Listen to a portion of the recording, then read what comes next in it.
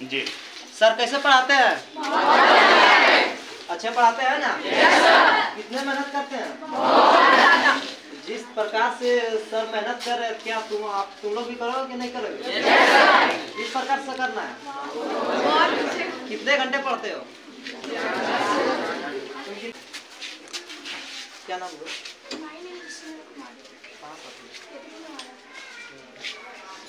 कौन सा सब्जेक्ट पढ़ा है?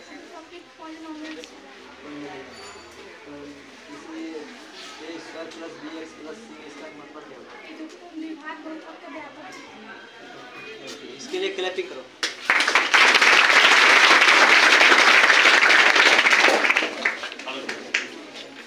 जैसे आपको यहाँ आने का मकसद क्या हुआ ये कोचिंग? और भी तो कोचिंग संस्था है।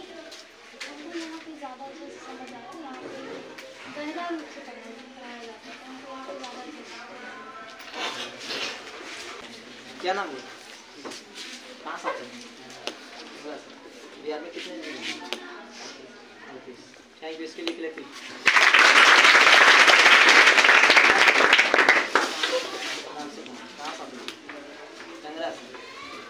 क्या चीज़ पढ़ रहे हैं?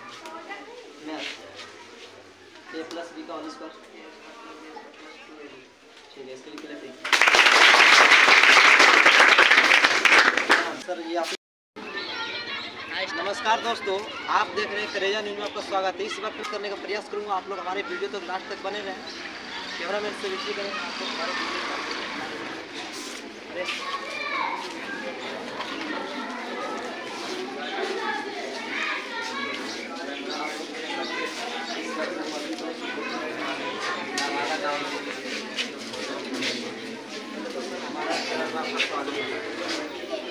Thank you sir. आपका कौन सा चैनल हुआ सर? करेजा न्यूज़।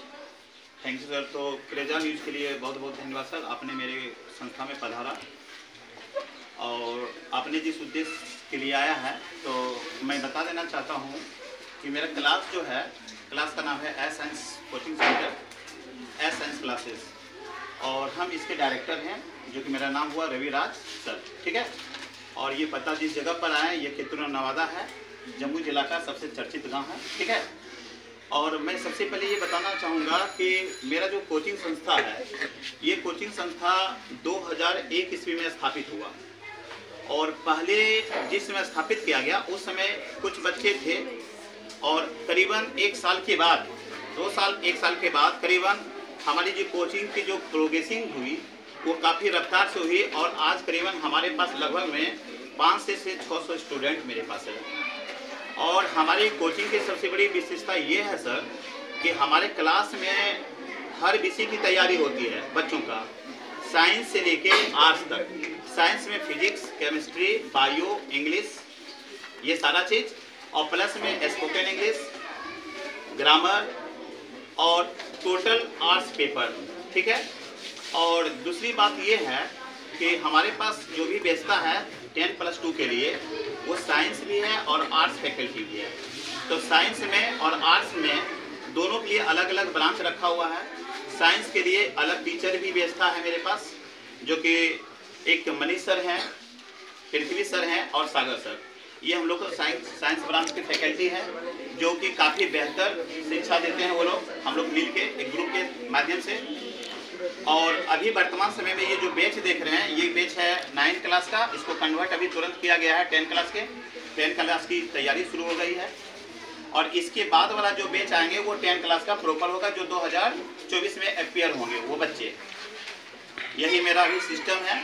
और इस हर साल जो मेरा रिजल्ट होता है मैट्रिक का, वो मैट्रिक का रिजल्ट सबसे बेहतर, यदि गिरहोर प्रखंड में अगर रिजल्ट देखा जाए 10 क्लास का और आईएससी और आईए का, तो इस एरिया का सबसे बेहतर रिजल्ट एस साइंस क्लासेस का ही रहता है, जो कि अभी आप देख सकते हैं 419, 419, 411, 418, 407। ये सारा बच्चा जो देख रहे हैं सारा यहीं का प्रोडक्ट है। हर साल लगभग में 5 से 6, 7, 8 स्टूडेंट 400+ आना ही आना है। ये हमारा सबसे बड़ा खासियत है सर। आप किस प्रकार से मेहनत करवाते हैं जो इतना नंबर उठाते हैं? और बहुत अच्छा क्वेश्चन बोले सर आपने।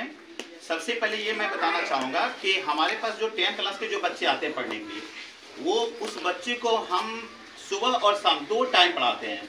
सुबह में लगभग में 2 से 2.5 घंटा तक हम उसको टाइम उसी बच्चे को फिर शाम में बुलाते हैं, 2 घंटे करीबन टाइम देते हैं, उसमें आर्ट्स पेपर हम मजबूत करते हैं और ज़्यादा टाइम देके ज़्यादा सिलेबस कवर करवाते हैं। लड़कों लोगों को टेस्ट वगैरह प्रत्येक सप्ताह लेते हैं, उसको रिजल्ट देते हैं, बच्चों को प्रोग्रेस देखते हैं, बच्चों पर विशेष रूप से फोकस करते हैं। कमजोर बच्चों के लिए हम अलग से टाइम भी देते हैं। यहाँ तक संडे को भी क्लास रखते हैं ताकि जो बच्चे छूट गए एक सप्ताह में नहीं आ पाए तो बच्चे संडे के आके पढ़ ले हमसे, जिसके कारण से हमारा बच्चा का रिजल्ट काफ़ी होता है।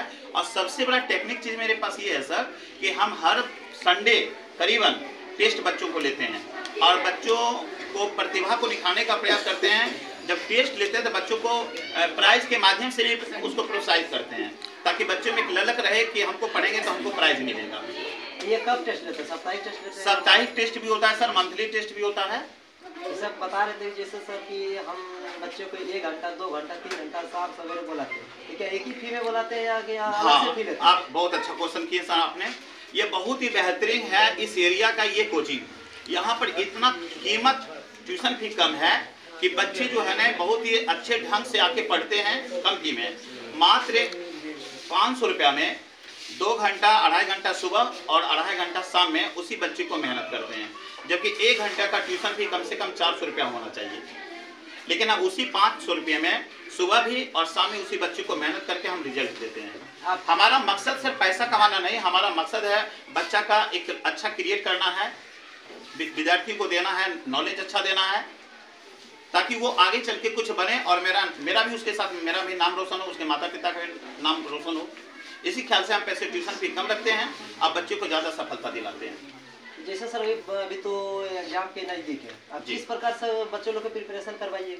जी, बच्चे अभी एग्जाम नज़दीक है काफ़ी सर, और इस पीरियड में हम लोग सिलेबस को कवर तो कर चुके हैं 10 क्लास को, और प्रत्येक सप्ताह में टेस्ट लिया जा रहा है।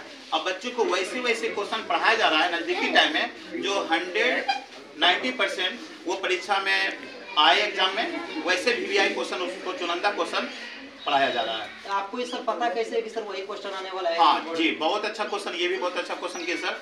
ये क्वेश्चन बैंक मॉडल, ये बैंक जो होता है मॉडल पेपर, उस मॉडल पेपर को पहले हम लोग अध्ययन करते हैं कि कौन कौन सा क्वेश्चन बार क्वेश्चन डाला जा रहा है, रिपीटेड क्वेश्चन बिहार विद्यालय परीक्षा समिति के द्वारा।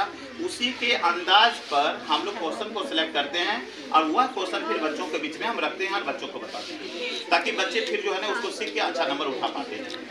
ये सारा बात इस प्रकार से मेहनत करवाते हैं बच्चे जी। अब जैसे सर आप बोले कि प्राइज के बारे में, तो प्राइज आप कितने बड़ा प्राइज देते हैं? जी, ये भी बहुत अच्छा क्वेश्चन है। प्राइज सर, प्राइज बच्चों को एक कलम हो या तो एक सोना का कोई गिफ्ट हो, प्राइज होता है। तो प्राइज के रूप में हम कभी अच्छे शील्ड भी देते हैं गिफ्ट के रूप में, कभी किताब दे दिए, कभी कॉपी दे दिए, कभी पेन भी दे दिए, यानी जैसे हुआ उस अनुसार हम बच्चों को प्रोत्साहित करते रहते हैं। यानी किसी न किसी प्रकार से कुछ न कुछ प्रोत्साहन के लिए हम बच्चों को प्राइज देते हैं।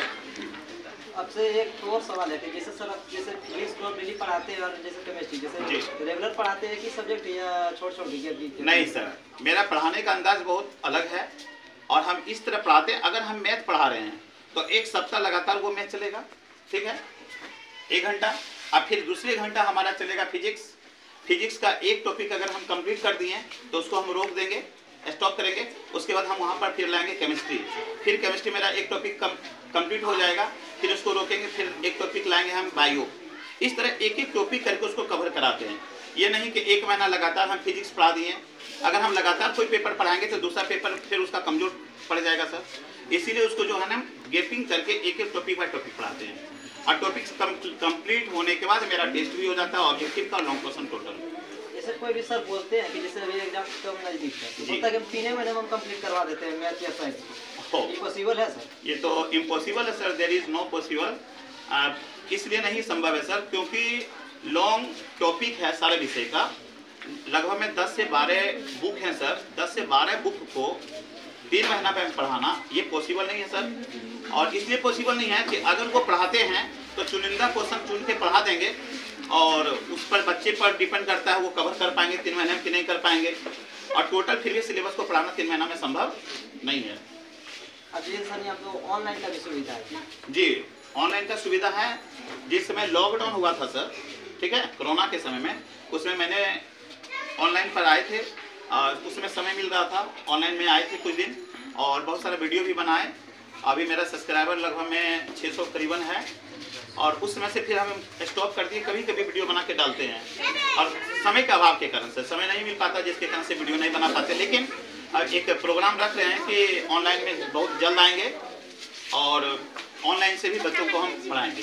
ये सर ऑनलाइन के माध्यम से आप क्या करना चाहते? ऑनलाइन सर बेटर माना जा सकता है, लेकिन जितना ऑफलाइन है उतना ऑनलाइन बेटर नहीं माना जा सकता है, क्योंकि सभी बच्चे ऑनलाइन से बेनिफिट नहीं ले सकते हैं।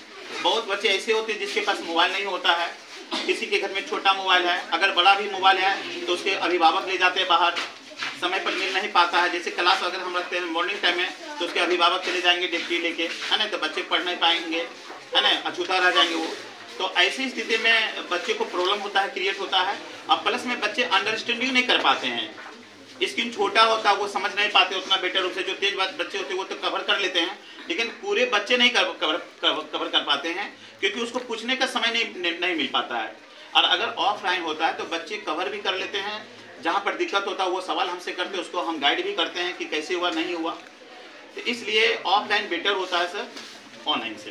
जी सर, आप नया बैच कब से प्रारंभ कर रहे हैं? जी, नया बैच मेरा सर 5 जनवरी से न्यू बैच प्रारंभ हो जाएगा सर। 10 क्लास का, ISC का भी क्लास 5 जनवरी से शुरुआत हो जाएगा। आर्ट्स भी टोटल तीनों क्लास 5 जनवरी से परफेक्टली चालू हो जाएगा। जी, तो जैसे सर आपको ये कोचिंग में किसी को पढ़ना है तो अपना एड्रेस थोड़ा बता दीजिए। जी, हम एड्रेस बताना चाहेंगे सर। ये जम्मू जिला का सबसे बेहतर गांव है, कैथरू नवादा के नाम से जाना जाता है, और बिसहरी मंदिर और काली मंदिर के नियरेस्ट में है एस साइंस कोचिंग सेंटर। अगर बच्चे यहाँ पर पहुँच जाते हैं कैथरू नवादा बोल के, और सिर्फ पूछा जाएगा कि रविराज सर का कोचिंग कहाँ पर है, तो बूढ़े से लेके बच्चे तक, है ना, मेरे बारे में जानते हैं, वो एड्रेस बता देंगे और वो आसानी से मेरे पास वो पहुँच जाएंगे। और सर आपको सर कोचिंग संस्था में आपको आने का क्या मकसद है? और बहुत अच्छा क्वेश्चन किए सर। 97 में जब मेरा मैट्रिक हो गया था सर, तो मैट्रिक के बाद इंटर हुआ। हम इंटर किए थे DSM कॉलेज से, और फिर KKM सेंटर गया था, फिर भागलपुर यूनिवर्सिटी से फिर हम किए थे BA। और इसके बाद उस समय कोई वैसा वैकेंसी वगैरह नहीं थी सर, वैकेंसी बहुत कम थी। तो वैकेंसी कम होने के कारण से हम लोग देखें कि वैकेंसी नहीं तो क्या किया जाए, तो सबसे पहले प्राथमिकता हम ट्यूशन को ही दे दिए, क्योंकि अगल बगल टोले मोहल्ले के बच्चे जो है ना देखे थे कि ज्ञान उन लोगों को नहीं मिल पा रहा है। अच्छा, तो कुछ बच्चों को पढ़ाना चालू कर दिए। इसी तरह धीरे धीरे इंक्रीज होता चला गया और एक बड़े पैमाने पर हम आ गए, जिसके कारण से हम उभर कर आए और फिर हम दूसरी साइड नहीं जा पाए सर। सबसे बड़ी बात ये है। जैसे सर झाझा के मास्टर का कहना है कि सर बेरोजगारी के कारण सब उनकी जगह नहीं, एक कहावत है सर, हिम्मते मर्दे मर्दे खुदा। अगर हिम्मत हो, जज्बा हो तो कुछ भी हासिल किया जा सकता है। There is nothing, everything is possible. हर कुछ संभव है अगर इंसान का इरादा सच्चा हो तो इरादा सच्चा था कि हमको ट्यूशन ही पढ़ाना है, तो इसी में हम ज़्यादा उभर के आए सर। अगर इरादा होता और कुछ करने का तो उसमें भी हम लोग कर पाते। तो ऐसा बात नहीं है कि हम जो चाहेंगे वो नहीं होगा, प्रयास करने पर हो सकता है। अब मैं बच्चों लोग से कुछ प्रश्न पूछूंगा। क्या नाम है? कौन सा विषय पढ़ा रहे हैं? कौन सा चैप्टर चल रहा है? बहुपद।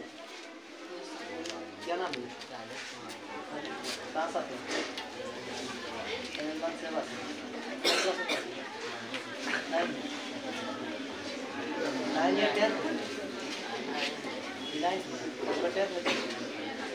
कौन स्कूल